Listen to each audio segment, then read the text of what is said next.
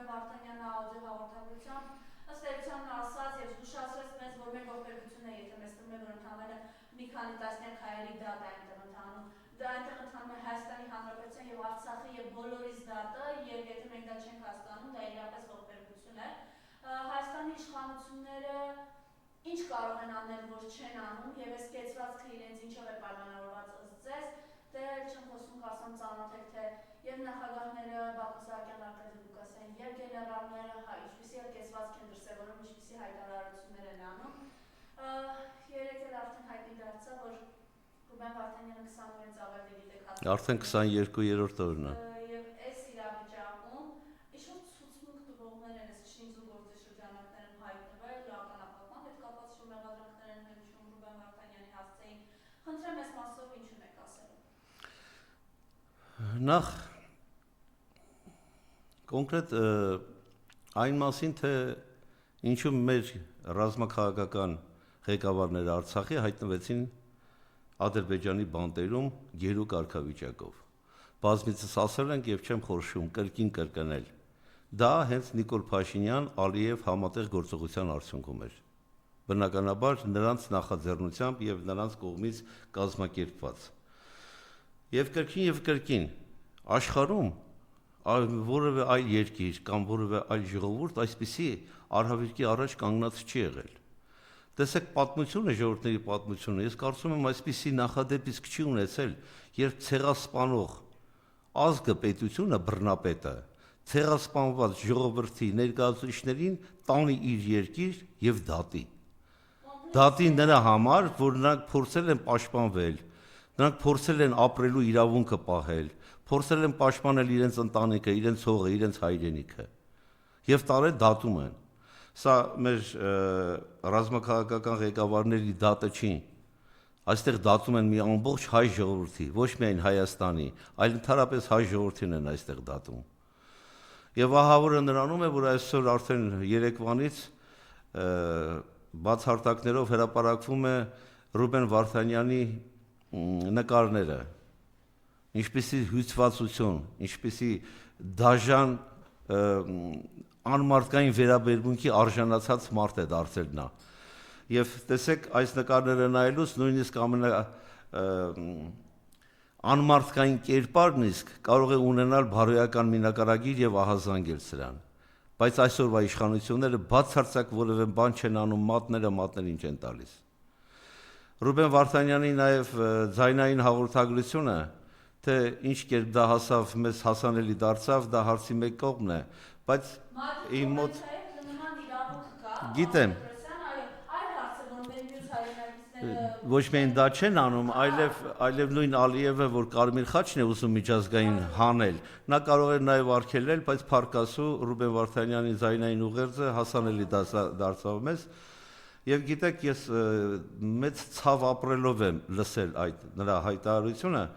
Աստված մի առացե կարծես թե հրաժեշտի նախադասություններ ու մտքեր կիրառված լինեին։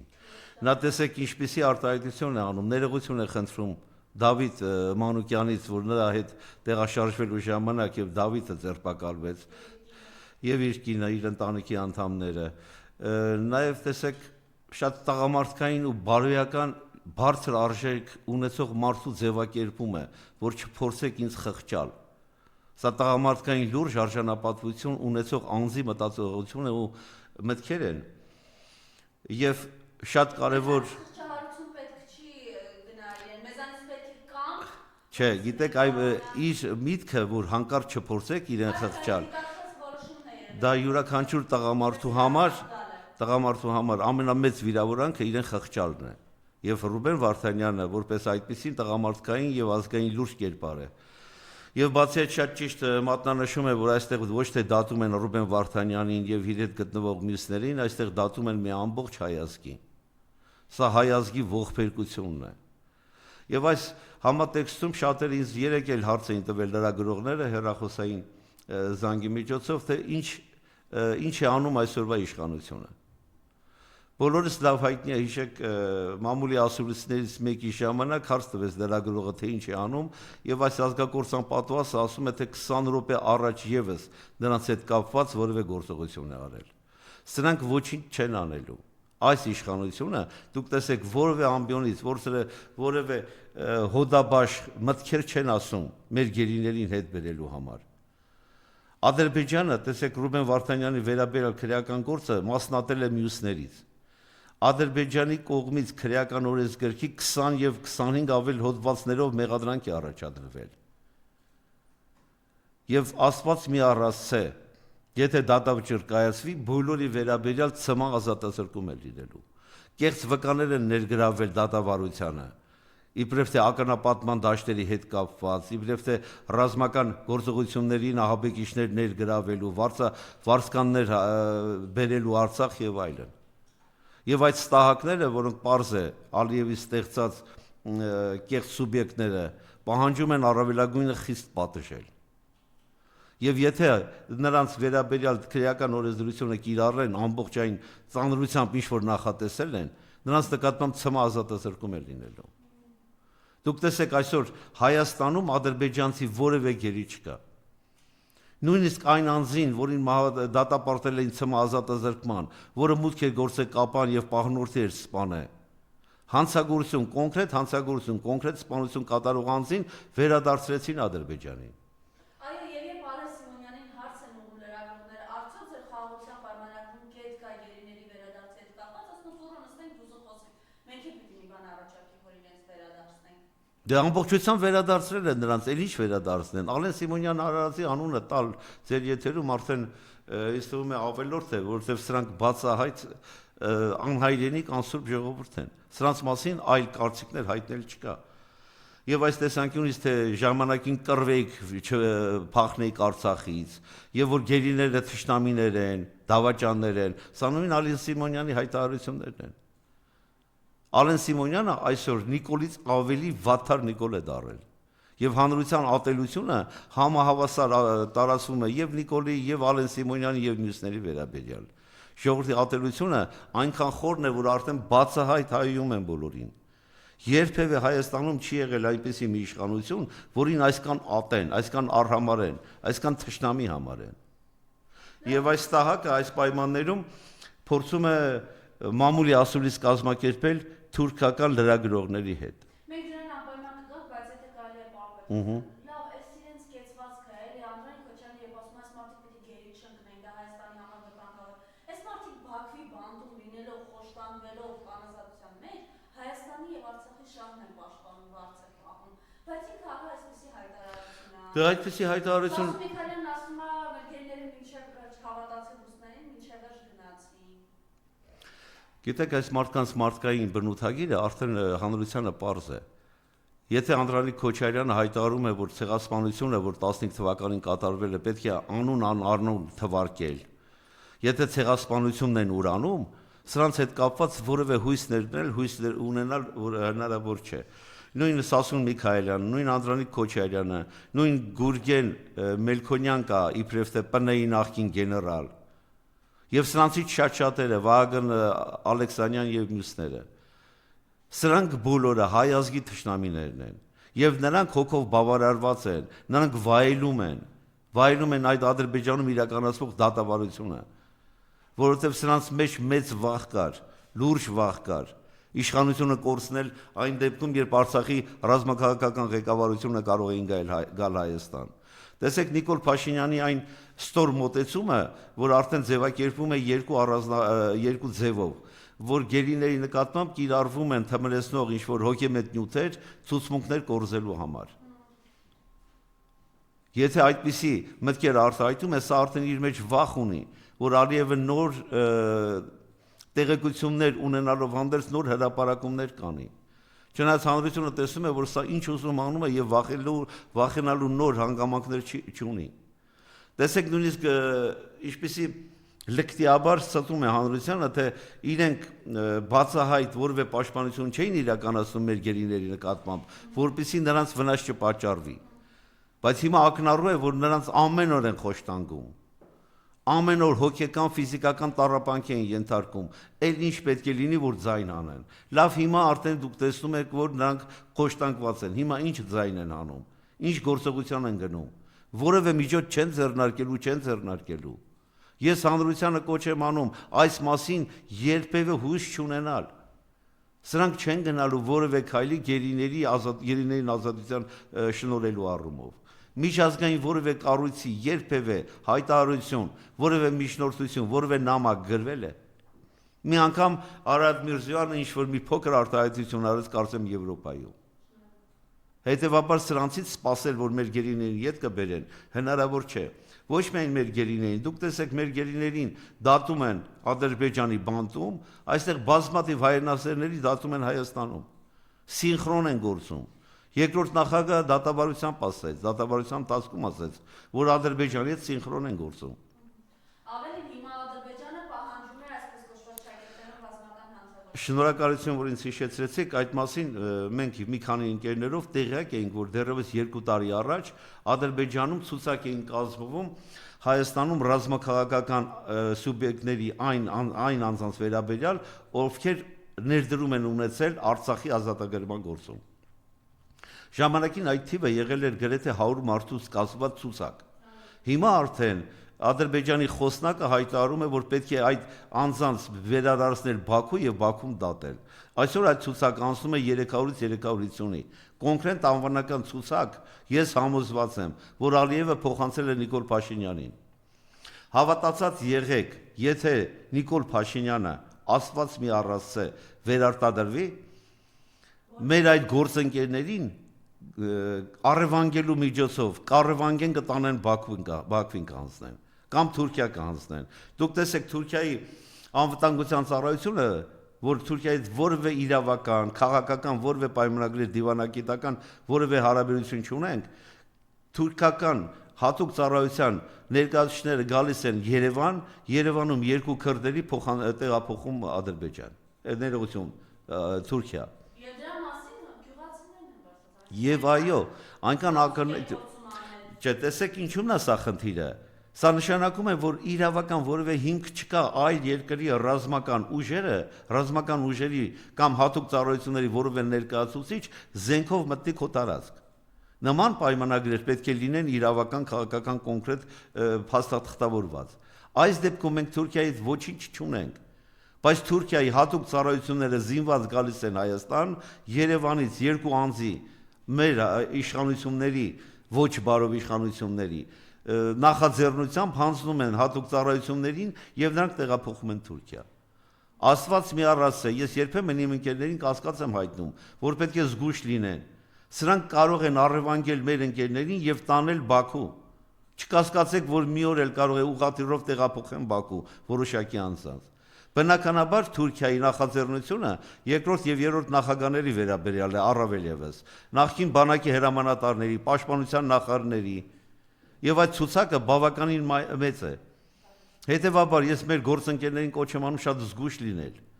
Մենք պետք է կարողանանք սրան էլ դիմագրվել, որովհետեւ սրանք պատրաստ են ամեն ինչի։ Հիմա գանք ես դրան, հա հայտնի դարձավ, որ 3 կարճ տեսանյութ էր հրապարակել Նիկոլ Փաշինյանը, որ թուրքական լրատվամիջոցներին է ինքը ներկայացուցիչներին է հարցազրույց տալիս, եւ այսօր արդեն հայտնի դարձավ, հանրային կապերի եւ տեղեկատվության կենտրոնի տնօրենը թերթերի հետ զրույցում հաստատել է, որ թուրքական լրատվամիջոցների ներկայացուցիչները վարչապետ Փաշինյանից հարցազրույց վերցնելու համար Հայաստան են ժամանել հայկական կողմի նախաձեռնությամբ ՀՀ պետական բյուջեի միջոցներով։ Դա պետական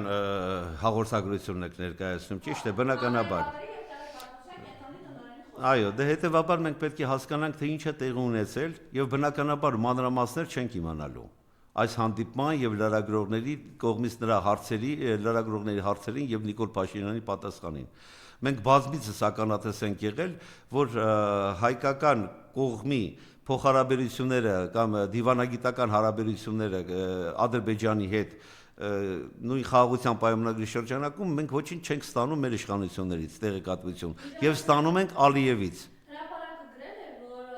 խոսել է Փաշինյան հայ-թուրքական հարաբերությունների կարգավորման, սահման առանց նախապայմանների բացելու մասին, ինչպես նաեւ ցեղասպանության ճանաչման պատմությունը վերանայելու մեղրիով երկաթգծային անխոճ։ Դրանք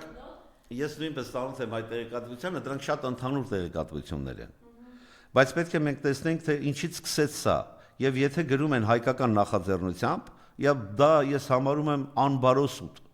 Սա եղել է Էլդողանի նախաձեռնությունը, Էլդողանի հանձնարարությունը եւ Էլդողանի ցուցումը։ Էլդողանի գիրքը Վաշինգտոնում գրկելուց հետո հաջորդը շարունակություն պետք է ունենար եւ շարունակությունը սա էր։ Եվ այս մամուլի ասուլիսը, որ Նիկոլ Փաշինյանը իրականացրել է թուրքական լրագրողների հետ, դա բնականաբար իրականացվել է Էլդողանի նախաձեռնությամբ ու Էլդողանի ցանկությամբ։ Այստեղ կարմիր թելի պես հատկապես անցնում է ոչ թե Մեղրի Նախիջևանով Մեղրի երազ ճանապարհ երկաթգծի ճանապարհը բացելու, ոչ թե սահմանը բացելու վերաբերյալ Մարգարայի հատվածում հատկապես, որի մասին բազմիցս զրույցներ եղել է, եւ որի կապակցությամբ մի քանի միլիոն արդեն դոլար են ծախսել իբրև թե սահմանային մաքսային համապատասխան տարածք ձևավորելու համար։ Այստեղ առաջնահերթ եղել է ցեղասպանության հարցի վերակննարկման, ցեղասպանության հարցը որպես այդպիսին դուրս բերել աշխարհի ու մեր օրակարգից։ Առաջնահերթ նպատակը սա է եղել։ Տեսեք թուրքական լրագրողների նաև պետական բյուջեի, հայկական պետական բյուջեի միջոցով են ապահովել նրանց ծախսերը։ Մեր լրագրողների համար նման վարկագիծ կդրսևորեն։ Քավլից սա եղել է Էլդողանի ցուցումը եւ Էլդողանի հանձնարարությունը։ Եվ այս մամուլի ասուլիսի մանրամասները մենք հաստատապես վաղ միսօրը տեղեկություն կստանանք եւ կզգանք եւ նաեւ տեղեկություններ կստանանք Թուրքիայից։ Սրանք որևէ բան հրապարակելու կարծում եմ հիմքեր ու կարիք չեն տեսնում։ Անում են այն, ինչ ուզում են։ Այն ձևակերպումը, որ ժամանակին ասեց, հա մի ասեք ինչ ենք բանակցում Արցախի, ինչ ուզենք կբանակցենք, հիմա անում են, ինչ ուզում բանակցում են։ Զրոյական կետից սկսում են, տանում են Հայաստանը կործանման։ Կարծում տեսակ եւ չգիտեմ, եթե դրա արդյունքները եկել է լսել, թե ինչ է խոսում ինքը Գյումրիում, Ռենջարեն, Յաշիկ, հետո էլի այդ Գիտեք, արդեն այս ստորին իրոք լսելը պետք է մամուլ նյարդեր ունենալ, որ կարողանալ դիմանալ եւ լսել։ Բոլոր դեպքերում կարողացա համբերել եւ որոշակի մտքեր լսել այս արարածի մտքերից եւ հանրության հիշողությունը թարմացնենք, հիշեք, որ կոպեկ առ կոպեկ, քյաբաբ առ քյաբաբ հերթականությամբ գալիս է։ Հիմա արդեն Range Rover այլ Range Rover, Brabus այլ Brabus է հայտարարում։ Լավ, ինքը արդեն իրանից էլ չի զզվում նման նույն մտքերը ձևակերպելու համար։ Գյումրիում հավաքվել էին մոտավորապես 137 մարդ մոտ, որից 130-ը իր ուսապարկերն ու իր կառավարության ներկայացուցիչներն էին։ 7 քաղաքացի գուցե լիներ կամ չլիներ գյումրեցի։ Լավ, դուք երևանցիներով գնացել եք Գյումրում քաղաքապետ էիք ընտրում։ Ինչ ստահակություն, ինչ ստորություն։ Իբրև թե 300-350 միլիոնի հետ կապված պատերազմ են մղում, վերջին պատերազմն է, որ ընդդիմադիրները կարողանան պահել։ 7 տարի իշխանության ես, 7 կոպեկ վերադարձրել ես։ Ամբարոս ստախոսությամբ զբաղվելով հայտարարում է, թե իբր դատարանի կայացված որոշումներ կան օրինական ուժի մեջ մտած։ Իրենց պաշտոնական հաղորդագրություններում մեկի ժամանակ հրապարակել են 19 վարույթի շրջանակում 7 հաշտություն է եղել, 4-ով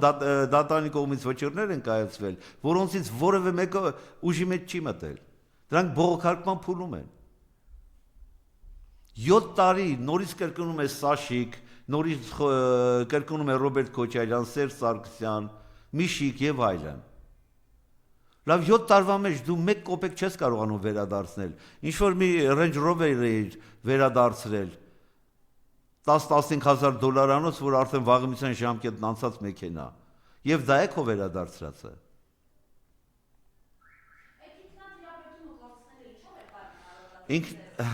Ինքնատիրապետումը սովորաբար մարդիկ կորցնում են, երբ իրավիճակին չեն տիրապետում, երբ վախը խորանում է ամբողջ մարմնով ու ոսկորով մինչև։ Սրա վախը այնքան է խորացել, որ հիստերիան գնալով ավելի շարունակվում է։ Եվ շատ բժիշկներ ճիշտ են ասում, որ երբեմն նաեւ մոռանում է դեղերը օգտագործել, կամ այդ նույն դեղերը այնքան է օգտագործել, որ նրա վրա արդեն էլ չեն ազդում։ Եվ հիմա ներկայացնում է Գյումրիում ինչ-որ մի սուբյեկտի, որը նախկինում եղել է այլ կուսակցության անդամ։ Կուսակցությունների ԼՀԿ, ԲՀԿ, այո, անունը կարծեմ ինչ էր, Բլրիկ, Փոսիկ, Բլրիկ, Սարիկ, երևի Սարիկ։ Եվ այս անձը 5 տարի առաջ ասում էր, որ եթե Նիկոլ Փաշինյանի իշխանությունը վերարտադրվի, ապա Հայաստանի կործանում է։ եղբայրասպանություն է։ Եվ հիմա սա Նիկոլ Փաշինյանի թեկնածուն է։ Դուք տեսեք, սրանք այնպիսի կադրային խեղճ ողորմելի վիճակում են հայտնվել, որ այլ մարդ չեն կարողանում ներգրավել իրենց ընտրություններում։ Եվ ստորաբար հայտարարում է, որ տեսեք 18 թվականից հետո Հայաստանում որևէ ընտրակեղծիքներ չեն եղել։ 2 տասնյակից ավել տարածքային համայնքներում ընտրություններ եղավ, որտեղ ԿՊ-ն պարտվեց։ Ինչ տեղի ունեցավ։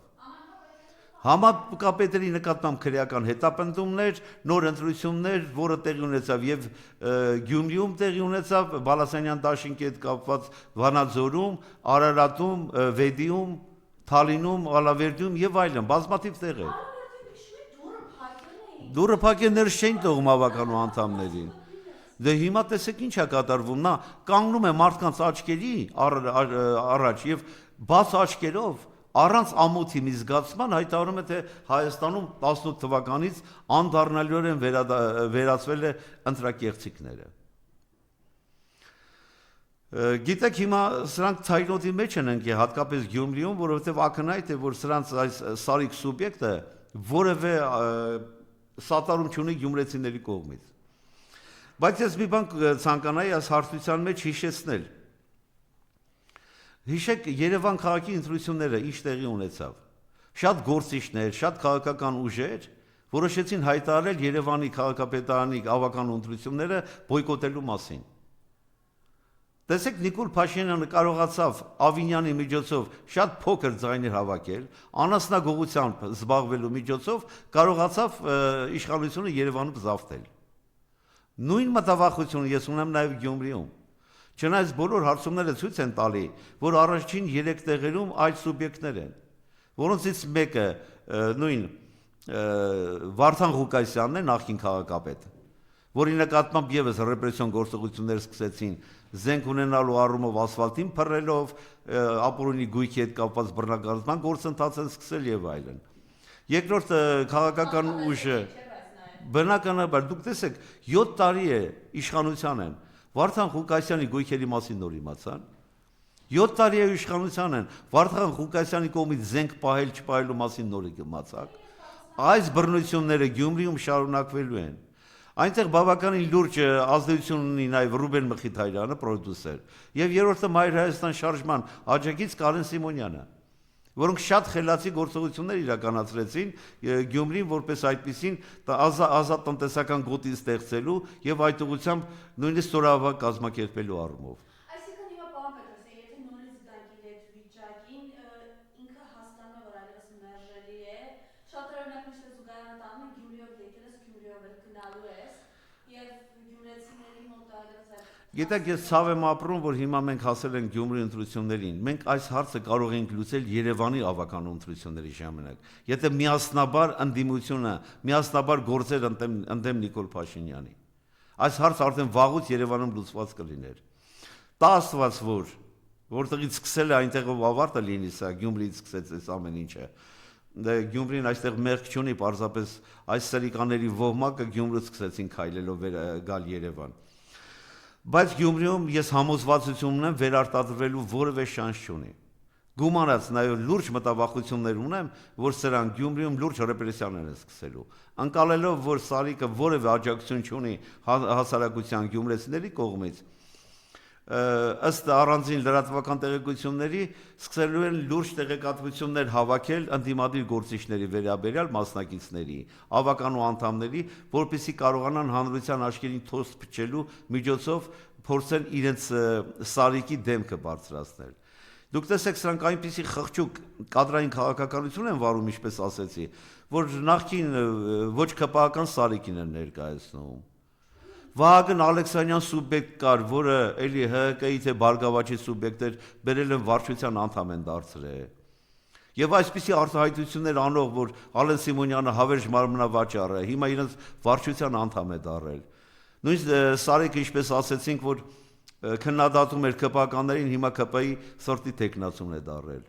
Խոսում է ընտրությունների կեղծիքների մասին, այն դեպքում, երբ իրենց վարչության 10-11 անդամների ընտրության ժամանակ կեղծիքներ իրականացրեցին։ 1000 հոգու ընտրության ժամանակ բազմաթիվ կեղծիքներ իրականացրեցին վարչության անդամների հետ կապված։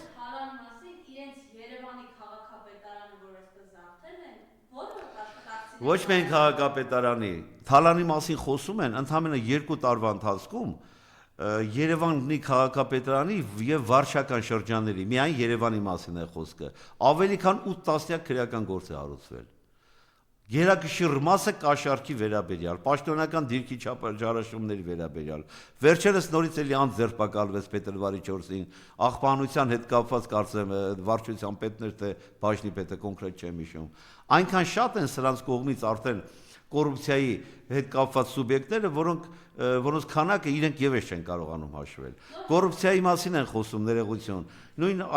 Էջմիածնում այդ Դիանան ինչ է անում։ Իր սկեսուրի, իր ամուսնու հետ կապված պայմանագիր է կնքում։ Հրազդան քաղաքի քաղաքապետը իր ընկերոջ կազմակերպության հետ կնքել է 400 միլիոնից ավել պայմանագիր։ Արարատի վեդի քաղաքապետ այդ կոկորդիլոսների մասնագետը Գարիկ Սարգսյանը իր քեռու հետ պայմանագրեր է կնքում։ Տեսեք, ազգային ժողովի падգամավորը ազգային ժողովի ամբիոնից հայտարարում է, որ անիֆի հետ կապված գործով, որը տարիներ շարունակ քննվում է եւ միլիարդավոր դրամների լուրջ մսխում ու վատում տեղի ունեցավ, կոնկրետ հարց է տալիս, որ 1.5 միլիարդ դրամի Ալեն Սիմոնի անիվ հիմնադրամը պայմանագիր է կնքել, անիվ հիմնադրամի ղեկավարը որպես այդպեսին Ավինյանն էր, իր կնոջ ընկերուհու հետ։ Ազգային ժողովի ամբիոնից այս ազգուրացը կանգնում ոչ մի adekvat պատասխան չի տալիս։ Ինչ կոռուպցիայի մասին է խոսքը։ 2 օր առաջ կոռուպցիայի դեմ պայքարի կոմիտեի տեխնացուներն էին մասնակցում։ Հանձնաժողովի 5 անդամներից ամենաակտիվ սուբյեկտը իրավական, ճակերտավոր բնականաբար, հարցերը Իոնեսյանն է տալիս։ Իոնեսյանը, որը գործում է արդեն հանրապետության բոլոր բնակավարների մասնագետ դառած։ Սրանց կադրերը սրանք են։ Եվ հիմա շատ կարևոր մի տեղեկատվություն էլ հրապարակվեց հարկային տերորը, որ հանրապետությունն իրականացնում են, հա։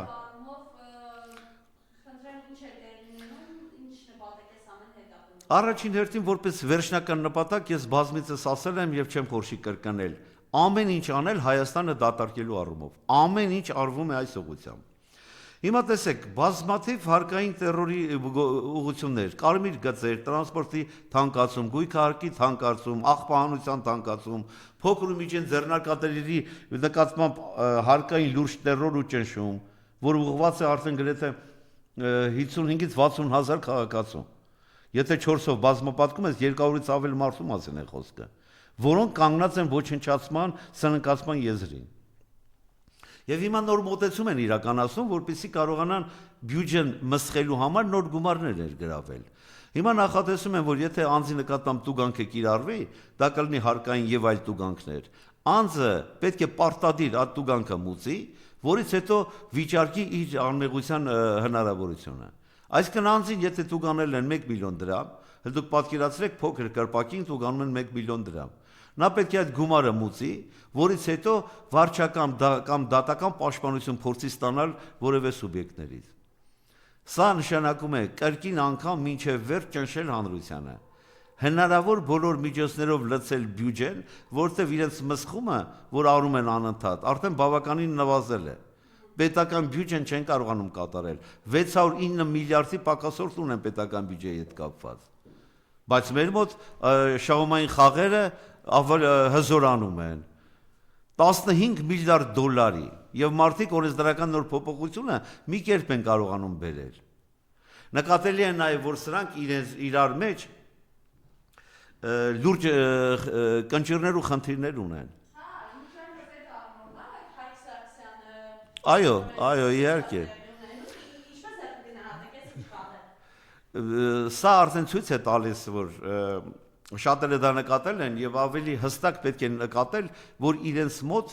բավականին լուրջ ընդհարումներ կան, տարաձայնություններ կան։ Շատ-շատերը 71 падգամավոր ընդունենք, լափամանին մոտ կանգնած չեն։ Լափամանից օգտվում են հատուկեն տանձիկ, որոնց Նիկոլ Փաշինյանը թույլ է տալի, եւ նրանց վերաբերյալ կոմպրոմատ է հավաքում, որ պահի իր բռի մեջ։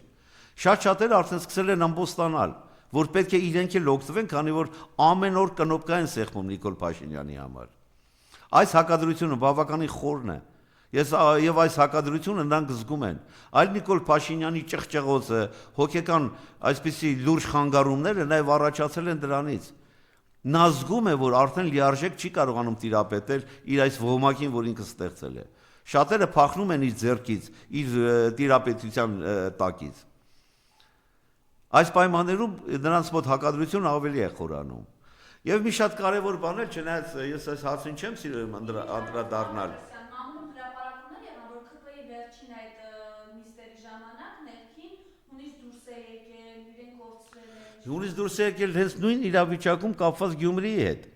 Այսինքն հայտարարությունը հետևյալն է, իրենք այդպես են մտածում, եթե Գյումրին պարտվեց, նշանակում է իրենք ամբողջությամբ են պարտվել եւ պատասխան են տալու յուրաքանչյուրը։ Այս սպառնալիքը Նիկոլ Փաշինյանն ուղղել է եւ ԿՊԱ-ականներին, եւ նախարարներին, եւ իրեն սատարող այլ ուժերին։ Այդ դրա համար է նա հունից դուրս գալիս։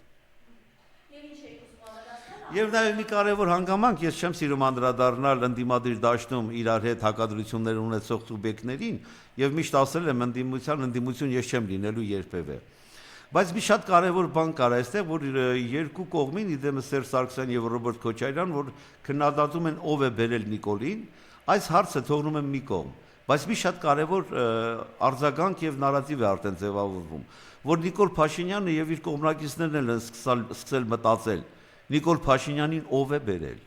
Եվ նույն Նիկոլ Փաշինյանն է սկսում արտահանալ, որ իրեն Ռոբերտ Քոչարյանը կամ Սերժ Սարգսյանը չեն բերել։ Այլ ժողովուրդն է բերել եւ ինքը հանդիսանում է ժողովրդի տեղապահը։